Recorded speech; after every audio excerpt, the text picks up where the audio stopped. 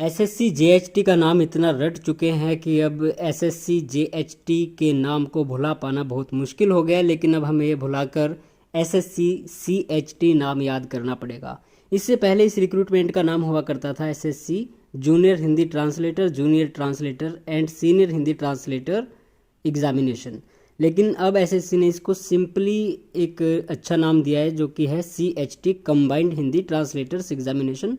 ये 2024 का नोटिस आ चुका है और इस डिसीज़न से जो इन्होंने नाम चेंज किया है ये बहुत ही अच्छा किया है। मैं बहुत ही सहमत हूँ और खुश हूँ इस डिसीज़न से। और उसका रीज़न ये है कि देखिए, जेएचटी का अर्थ होता है जूनियर हिंदी ट्रांसलेटर। सारा भारत इसको जेएचटी के नाम से जानता था, लेकिन इसके थ्रू सीनियर हिंदी ट्रांसलेटर की भी रिक्रूटमेंट की जाती थी। अब कंबाइंड हिंदी ट्रांसलेटर्स का अर्थ ये है कि भाई हिंदी अनुवादक जो हैं वो उनकी कंबाइंड रिक्रूटमेंट होने वाली है। अब वो जूनियर भी हो सकता है और सीनियर भी हो सकता है, तो ये काफ़ी अच्छा डिसीजन है।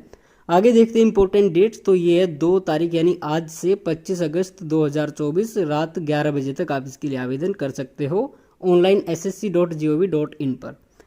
आगे चलते हैं तो इसकी फ़ीस की जो पेमेंट है वो आप 26 अगस्त तक कर सकते हो और 4 और 5 सितंबर 2 दिन आपको दिए जाएंगे। अगर आपके फॉर्म में कोई करेक्शन होनी है और आपने वो सबमिट कर दिया है, पेमेंट कर दी, उसके बाद एडिट नहीं होता है, लेकिन ये अलग से एसएससी 2022 से ये डेट देने लगी है, ये टाइम देती है और इसके लिए शायद 200 रुपये फ़ीस लगते हैं। उसके बाद शेड्यूल है जो कंप्यूटर बेस्ड एग्जामिनेशन यानी पेपर 1 की, वो है अक्टूबर या नवंबर में होगा, तो आप अक्टूबर मानकर ही इसकी तैयारी शुरू करें। और आगे आपको बताइए जूनियर और सीनियर की जो वैकेंसी आती है लेवल 6 और 7 की। आगे चलते हैं टेंटेटिव वैकेंसीज, ये बहुत इंपॉर्टेंट है। 312 टेंटेटिव इन्होंने वैकेंसीज इस बार बताई हैं, ये बहुत ज़्यादा हैं और ये आगे जाकर अगर सब कुछ ठीक ठाक रहा तो 350 से 400 तक भी जा सकती है। तो ये काफ़ी अच्छी रिक्रूटमेंट इस बार होने वाली है, काफ़ी कैंडिडेट्स का इसमें सिलेक्शन होगा। उसके बाद आता है पीडब्ल्यूबीडी, ये आप अपना देख लेना। और आगे देखिए, कई बार क्या होता है ना, फाइनल में जाके वैकेंसी कम हो जाती है, जैसे कि 2020 में हुआ था, 2023 वाली में भी ऐसे ही हुआ है। 2020 में तो 99 वैकेंसी कम हुई थी और 2023 में शायद 10 वैकेंसी कम हुई थी, ऐसा ही कुछ था। तो ये कहता है कि भाई एसएससी का इसमें कोई रोल नहीं होता। कई बार क्या होता है, डिपार्टमेंट जो है वो वैकेंसी दे देते हैं लेकिन बाद में वापस ले लेते हैं, तो एसएससी को इस पर कुछ अपशब्द आपको नहीं बोलने हैं क्योंकि इसके जिम्मेदार एसएससी नहीं होता। उसके बाद एक्स सर्विसमैन की बात करें तो ग्रुप बी पोस्ट के लिए यहाँ पे रिजर्वेशन नहीं है, बाकी और भी जो बेनिफिट इनके होंगे एज रिलैक्सेशन में वो इनको मिल जाएंगे as per government orders. Age limit की देखें तो भाई ये है 1 अगस्त 2024 से आपकी काउंट होगी, तो 18 से 30 साल से अधिक आपकी नहीं होनी चाहिए। अगर ओबीसी हैं तो आपको 3 साल का रिजर्वेशन मिलता है, SC ST है तो 35 साल तक आपको यहाँ पे छूट मिलेगी और प्लस में पीडब्ल्यूबीडी है तो 10 साल का एक्स्ट्रा मिलता है, प्लस में आपकी जो कैटेगरी है उसका मिलेगा आपको। आगे एक्स सर्विस मैन है तो इन्होंने बताया यहाँ पे 3 साल इनको मिलते हैं और बाकी अपना और देख लेना आप। आगे है फिर process of certification and formats of certificates, तो ये देख लेना आप एक बार कि किस तरह से आपको ये करने हैं, सबमिट करने हैं।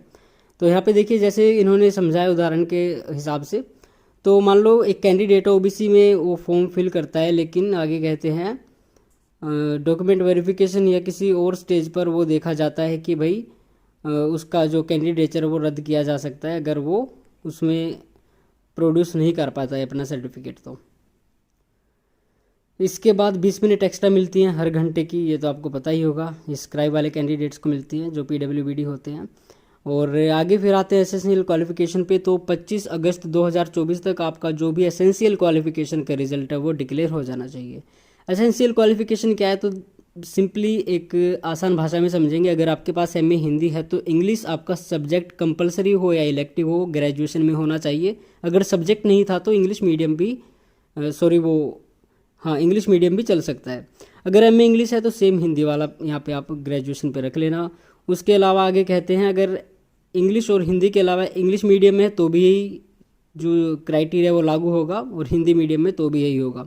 इसके अलावा बात होती है कि भाई जिसके पास मान लो मास्टर डिग्री उर्दू में है या किसी और लैंग्वेज में है तो उनके लिए क्या है कि इंग्लिश और हिंदी दोनों होने चाहिए उसकी ग्रेजुएशन में, या तो एक इलेक्टिव हो या कंपलसरी हो, या दोनों इलेक्टिव हो दोनों कंपलसरी हो, या फिर एक सब्जेक्ट और दूसरा मीडियम ऑफ एग्जामिनेशन हो।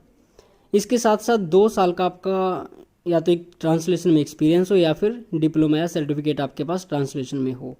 सीनियर हिंदी ट्रांसलेटर के भी सेम एलिजिबिलिटी है इसके लिए, लेकिन यहाँ पर जो एक्सपीरियंस है जिनके पास डिप्लोमा नहीं है वो 3 साल का होता है। आगे देखते हैं how to apply and application fees. ये काफ़ी आसान होता है अगर आप पढ़े लिखे अच्छी तरह से समझदार होकर इसकी प्रोसेस जो प्रक्रिया वो शुरू करते हो तो। फीस केवल 100 रुपये है और ये 100 रुपये केवल और केवल वो क्या कहते हैं UR OBC और EWS वाले पुरुष को देनी है, बाकी सभी के लिए माफ़ की जाती है। करेक्शन का आपको बता ही दिया है, सेंटर्स आप देख लेना है, आपको नियरेस्ट मिल ही जाएगा। और जिस भी सेंटर रीजन से आप अप्लाई करते हैं पेपर 2 भी आपका उसी रीजन में होगा।